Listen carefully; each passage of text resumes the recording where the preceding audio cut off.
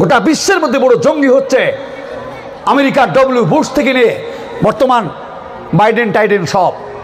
ওই ইসরায়েলের নেতানিয়াহু প্রায় 30,000 নারী শিশুকে হত্যা করলো এই ফিলিস্তিনি অন্যায় করে। আমার ভাই ও আমার কালিজার টুকরো শোনাচ্ছ, মুসলমান কোনোদিন জঙ্গি হয় না, মুসলমান কোনোদিন সন্ত্রাস হয় না। কারণ এই যে যেমন সাদা জামা তেমনি সাদা জীবন, কারো এক টাকা না খাবও না, নিবও না, কারো ক্ষতিও করবো না। না, যদি রাস্তায় টাকা পড়ে থাকে পড়ে থাকবে, ওর বুদ্ধি চলে যাব। হাজারো কোটি টাকা যদি হয় তাও হোক। আর যদি তুলি তাহলে নবী বললেন তাহলে তাই টাকার মালিককে ডাকো, 1 বছর ধরে খুঁজতে থাকো টাকার মালিকটা কোথায় গেল। আর ইউ মুসলিম, তবে আপনি মুসলমান। আল্লাহ নবী বললেন ইয়া আইয়ুহাল্লাযিনা, আল্লাহ বলেন ইয়া আইয়ুহাল্লাযিনা আমানু কুলু মিন তাইয়্যিবাতি মা রাযাকনাকুম ওয়াশকুরু লিল্লাহি ইন কুনতুম ইয়্যাহু তা'বুদুন। হে বিশ্বাসীরা, যদি তুমি নামাজ পড়ো তাহলে হালাল খাও।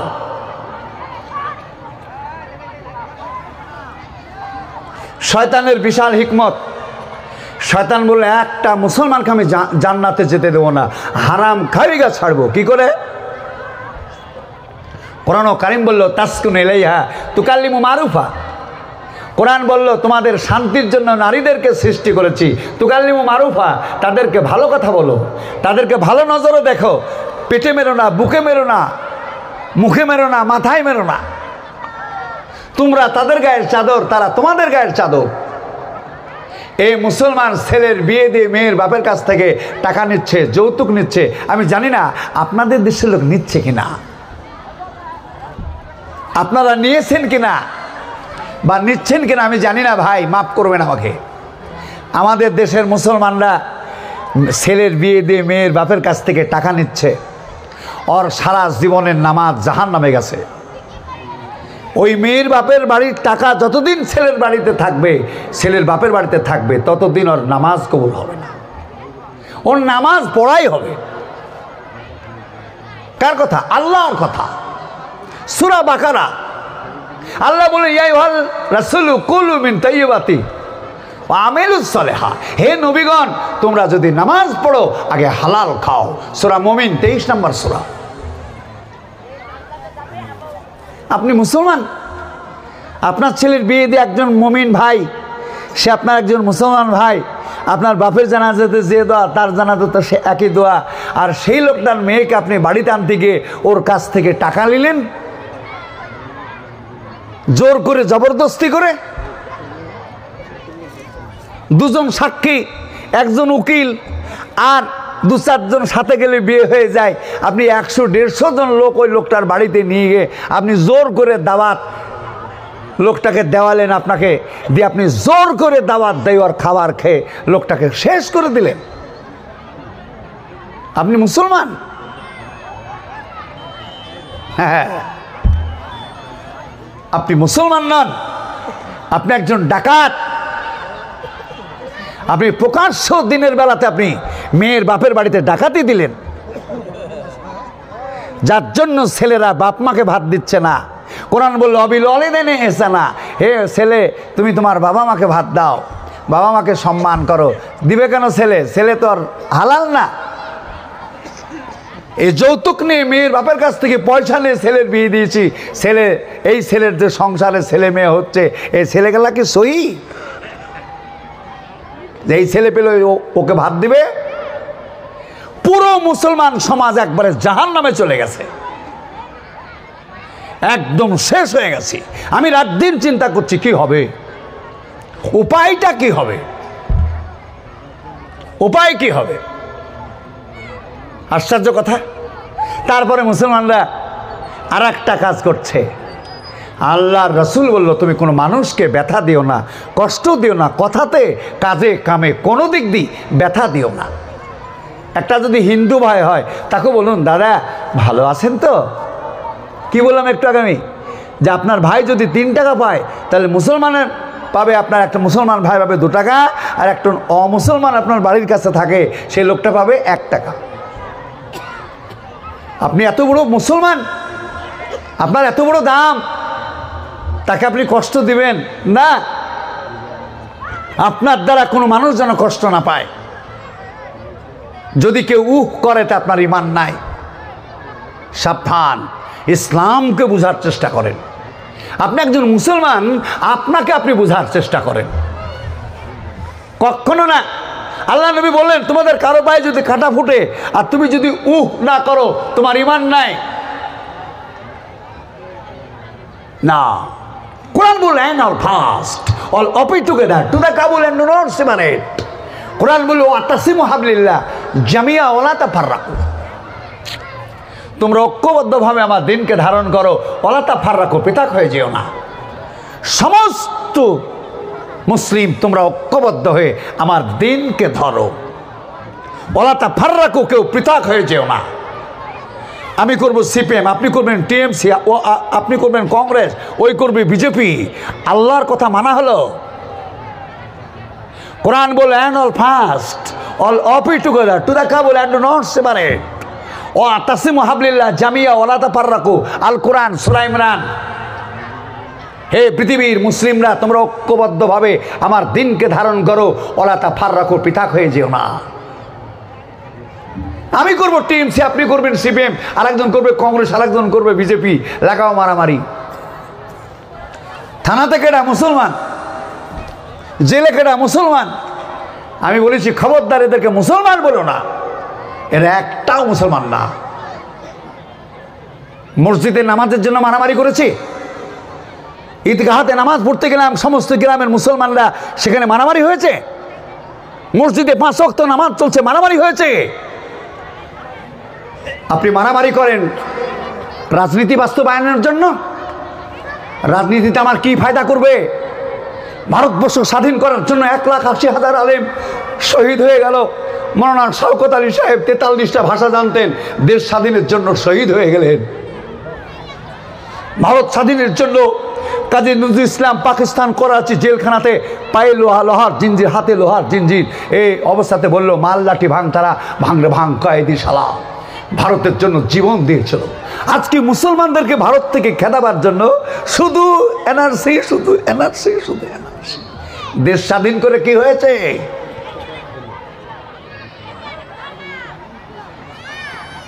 বামফ্রন্টকে বাস্তবায়নের জন্য 57,000 মুসলমান জীবন দিয়েছে ভারতবর্ষের মাটিতে, পশ্চিমবাংলার মাটিতে। আর কত হাজার মুসলমান আজও জেলে আছে মারামারি করে। সে বামফ্রন্ট থাকলো না, চলে গেল, আসলো টিএমসি। টিএমসি থাকবে? থাকবে না। আল্লাহ বলেছে কুলিল্লাহুম্মা মালিকাল মুলকা তুতিল মুনতাসা। আমি ফকিরকে বাচ্চা করি, বাচ্চাকে ফকির করি। কেউ সকালে বাচ্চা হবে, কেউ বিকালে ফকির হবে। এই ভারতবর্ষের রাজা পৃথ্বীরাজ ছিল, রাজা হরিশ্চন্দ্র রাজত্ব করেছে। এই দেশে মুসলমানরা 1400 বছর রাজত্ব করেছে। সেই দেশে ব্রিটিশরা 190 বছর রাজত্ব করেছে। নরেন্দ্র মোদী, তুমি কতদিন থাকবে? মাননীয় মুখ্যমন্ত্রী মমতা বন্দ্যোপাধ্যায়, তুমি কতদিন থাকবে? চলে গেছো। এই সূর্য ছিল সকালে পূর্বে, এখন চলে গেছে অস্তমিত, সন্ধ্যা হয়ে গেছে, এখন রাত বাজছে 8টা, 8:30। আগামীকালকে সকালে আবার পূর্বে আসবে। সাবধান। তুমি কার পক্ষে, কার জন্য কি করো? তুমি কার জন্য খাটো? হিন্দু ভাইদের ধর্মের যখন টাইম আসে, তখন তারা 1 মাস ধরে আনন্দ উৎসব করে। আর আমরা যেদিন নামাজ পড়ি, সেদিন আমার দেশের সরকার, কংগ্রেস সরকার, টিএমসি সরকার, বিজেপি সরকার, বামফ্রন্টের সরকার, একটা সরকার বলল না মুসলমানরা যে নামাজ পড়ে তাদের জন্য 2 দিন ছুটি দিলাম।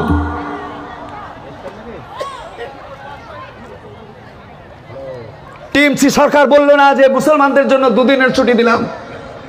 একটা ছেলে কাশ্মীরে চাকরি করে, মুসলিম ছেলে, সেই ছেলেটা আসতে 3 দিন লাগে, 1 দিন ছুটি, শুধু ঈদের দিনই ছুটি। আর হিন্দু ভাইদের জন্য 1 মাস ছুটি। এই দেশের জন্য জীবন দিয়েছি। 1,80,000 আলেম জীবন দিয়েছে, মুসলমানরা জীবন দিয়েছে। আজও সিপিএম পার্টির জন্য 57,000 আসামি জেলে ছিল, 14,000 মুসলমান কবরে গিয়েছে। কিছু দেয়নি আমাদের, শুধু মার খেয়েছি। মুসলমানদের মাথাতে লাঠি মেরেছি, পার্টিকে বাস্তবায়ন করেছিলাম। মাননীয় মুখ্যমন্ত্রী আপনার বুদ্ধদেব উনি ত্রাণ দিয়ে বললেন মাদ্রাসাতে সন্ত্রাস শিক্ষা হয়, মাদ্রাসাতে জঙ্গি শিক্ষা, চায়ের কাপে ঝড় তুলে দিল। আরে বাবা, যদি আজ তোর মাদ্রাসায় জঙ্গি শিক্ষা হয় তাহলে 1400 বছর ধরে মুসলমানরা এই দেশে রাজত্ব করেছিল, সেই দিন মাদ্রাসা ছিল না? যদি মাদ্রাসাতে জঙ্গি তৈরি করা হতো তাহলে 1400 বছরের মধ্যে ভারতবর্ষের মধ্যে কোনো জাতি থাকতে পারত না, খালি জঙ্গি হয়ে যেত। চ্যালেঞ্জ থাকলো অ আ আলিফ বা তা সা থেকে নিয়ে কোরআনের মধ্যে কোথাও যদি জঙ্গির কথা থাকে আপনার সামনে জিভ কেটে দেবো। এত বড় কথা আপনি বললেন যে পার্টিটাকে বাস্তবায়নের জন্য 57,000 মুসলমান জেলে, হাজার হাজার মুসলমান কবরে গিয়েছে এই বামফ্রন্টকে বাস্তবায়নের জন্য, আর আপনি বললেন মুসলমানরা জঙ্গি, মাদ্রাসায় জঙ্গি শিক্ষা হয়। কি লাভ হয়েছে? কংগ্রেস পার্টি আপনি করেন, কংগ্রেসের এনআরসিকে বাস্তবায়ন করেছে, এই কংগ্রেসেরা বাবরি মসজিদে মূর্তি ঢুকিয়েছে, কংগ্রেসি মূর্তিরা বাবরি মসজিদকে ভেঙে চুরমার করেছে, কংগ্রেসি জামানাতে ভারতবর্ষে যত দাঙ্গা হয়েছে সেটা নজিরবিহীন। কংগ্রেসের আইন করেছিল, বিনাময় চালু করেছিল মুসলমানদেরকে ভারত থেকে বাংলাদেশে তাড়িয়ে দেওয়ার জন্য, যত সর্বনাশ করেছে তারা। আপনি কংগ্রেস পার্টি করবেন? 1 নয় 2 নয় 8 থেকে 9 লক্ষ টাকার আমার কাছে দলিল কাগজপাতি আছে। এই ভারতবর্ষের যত আপনার বিষয়বস্তুগুলো আমার কাছে আছে। আজকে বড় দুঃখ আর্তনাদ যে ভারতবর্ষের জন্য 1,80,000 আলেম শহীদ হলাম, আর সেই দেশে আমাদের জায়গা হয় না। আমার ভাইও আমার কালিজার টুকরো শোনার চান, আমার বক্তব্যটাকে বোঝার চেষ্টা করবেন কোন দিকে যাচ্ছি। আমি কাউকে মারিনি, আমি বাঁচতে চাই, আমার জাতিকে বাঁচতে চাই। এর জন্য সাবধান, আপনি সঠিক পথে চলেন আর ঐক্যবদ্ধ থাকেন, হক জিনিসটাকে বাস্তবায়ন করেন। আমি দেশের ক্ষতি করব না। আমার নবী বলেছে দেশকে ভালোবাসা ইমানের অঙ্গ। আমার নবী বলেছে দেশকে ভালোবাসা ইমানের অঙ্গ। দেশের বিরুদ্ধে কিছু করব না, না কখনোই নয়। আমার রাসূল বলেছে দেশকে যারা ভালোবাসে তারা সুন্নত আমল করে, যার জন্য দেশের জন্য মৌলানা শওকত আলী সাহেব সহ 1,80,000 আলেম ব্রিটিশরা আমের গাছের ডালে গলাতে দড়ি বেঁধে ঝুলিয়ে ফাঁসি দিয়ে মেরেছে, আজও মরতে চায় দেশের জন্য। কিন্তু সমস্ত মুসলমানকে বলতে চাই, ভাই কালিজার টুকরো, আপনারা সঠিক পথে আসেন, সঠিক জায়গাতে আসেন, আপনি সঠিক একজন মুসলমান বাস্তবায়ন হন। আল্লাহ বলে রাজাক না ইনফেকন, আমি যে রুজি তোমাদের দিলাম তা তোমরা দান করতে থাকো। আকিমুস সালাত যাকাত, হে মুসলমান তোমরা যারা ধনী, যারা টাকা পয়সা আছে 30 থেকে 40,000 টাকা, তারা তোমরা 1025 টাকা জাকাত দিতে থাকো। মানুষকে ভালোবাসো। তাই কবি বলল মানুষ খোদার সেরা দান, মানুষকে যে ভালোবাসে সে তো বড় জ্ঞানমান। মানুষ খোদার সেরা দান, মানুষকে যে ভালোবাসে সে তো বড় জ্ঞানবান। মানুষকে দিলে ব্যথা ব্যথা পায় আল্লাহ রহমান। রাস্তায় পড়ে কাঁদছিল এক সন্তান, বিশ্বনবী বলেন বাচ্চারে কাঁদো কেন? বাচ্চা বলল হুজুর মায়া আছে, ঈদের দিনে আজকে আমার গায়ে জামা নেই, আমার মায়া আছে নেই আমার আব্বা জান, ঈদের দিনে একটা জামা নেই আমার গায়ে, কাঁদে আমার প্রাণ। বিশ্বনবী বললেন বাচ্চা রে আমি তোমার আব্বা জান, আয়সা তোমার আম্মা জান, হাসান হোসেন খেলার সাথী, আয়সা তোমার আম্মা জান।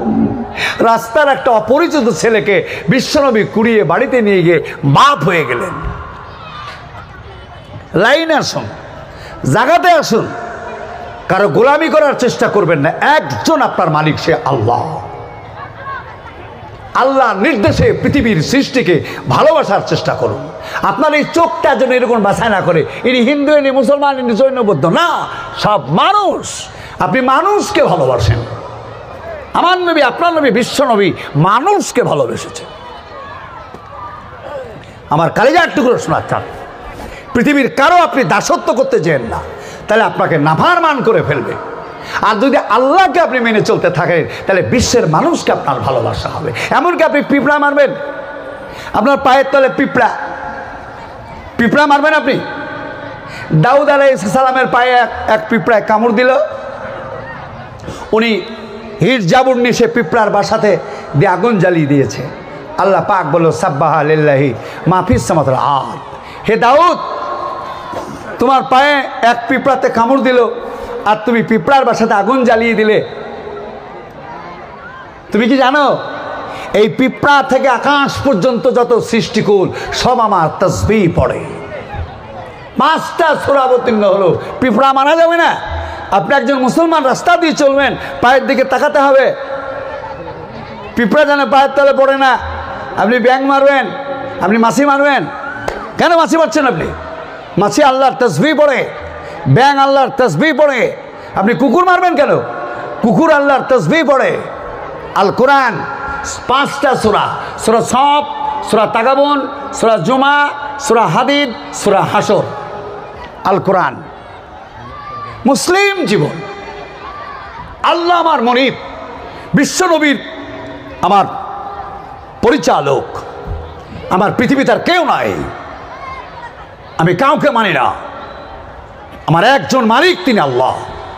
আর বিশ্বনবীর রাস্তায় আমি চলব। আপনার জীবন ধন্য, আপনার জীবন ধন্য। এ আমার কলিজার টুকরো শোনাচ্ছেন। আল্লাহ নবী বিশ্বনবী মোহাম্মদ মুস্তাফা সাল্লাম নামাজ পড়তে দাঁড়িয়েছেন। আবু জেহেল এসে গলাতে দড়ি বাঁধিয়ে দিচ্ছে টান দি, বলল, হ্যাঁ নবী, যদি তুমি সেজদা করো তাহলে আমি তোমার ঘাড় ভেঙে দেব, সেজদা করো না। আল্লাহ পাক বলে, ফালা তুতিহু, হে নবী আপনি তার আনুগত্য করবেন না। ওয়াসজুদ, অক্তারিব, আপনি সেজদা করুন, আল্লাহর নিকটবর্তী হয়ে যান। যেমন নবী সেজদা দিলেন, আবু জেহেল পালাতে থাকলো।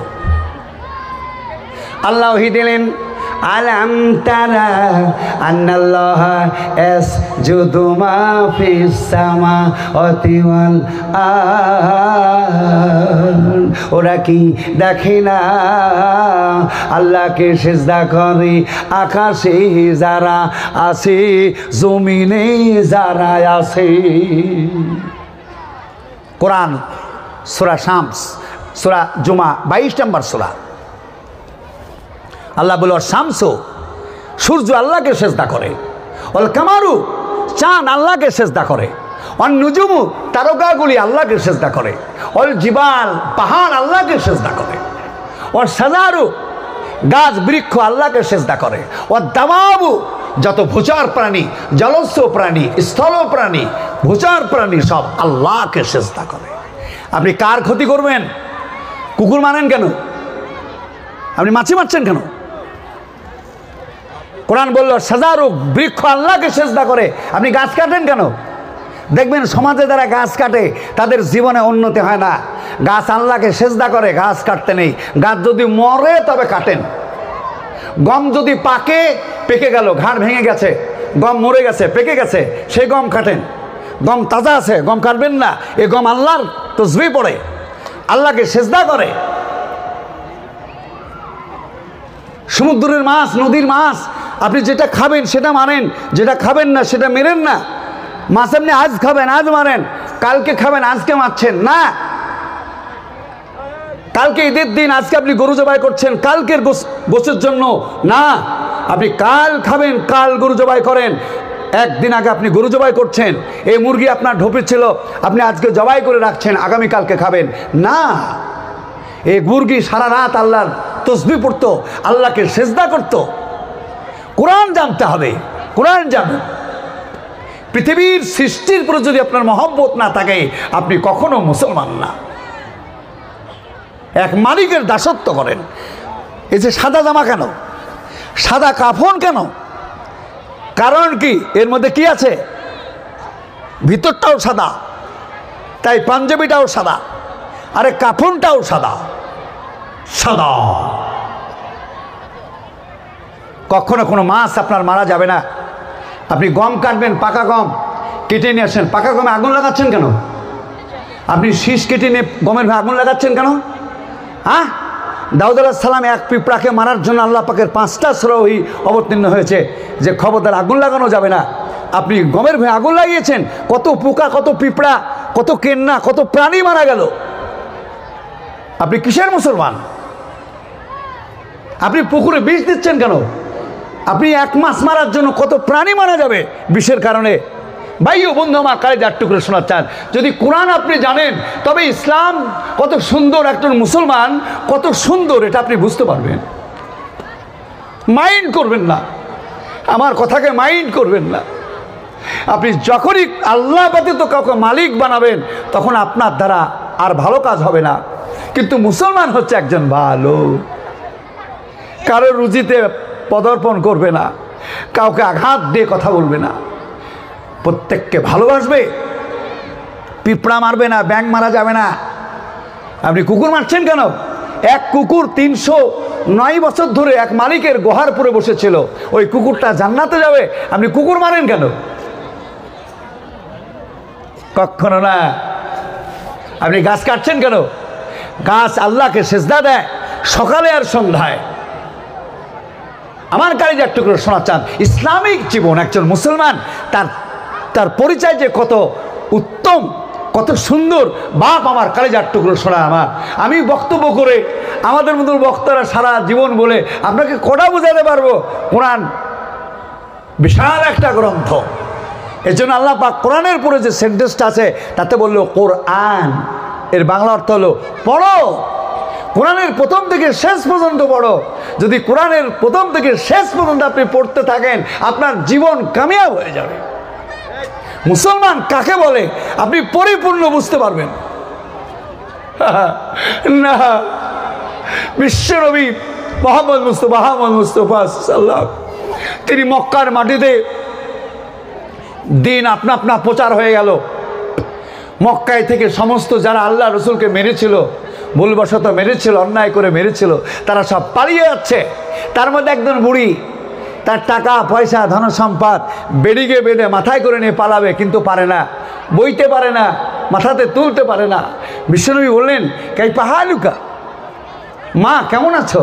বলে, বাপ ভালো নাই, আমি তাইপে যাব, কিন্তু বোঝাটা মাথায় তুলতে পারে না। বিশ্বনবী সেই দিন মানুষ ছিল নির্দয়, ভিতরে কোনো দয়া মায়া নেই। সেই দিন আমার বিশ্বনবী রাহমাতুল লিল আলামিন তিনি বললেন, মা তুমি তাইপে যাবে, এখান থেকে 30 মাইল রাস্তা, আমি বহন করে দেব। মেয়েটা বলল, তুমি বহন করে দিবে?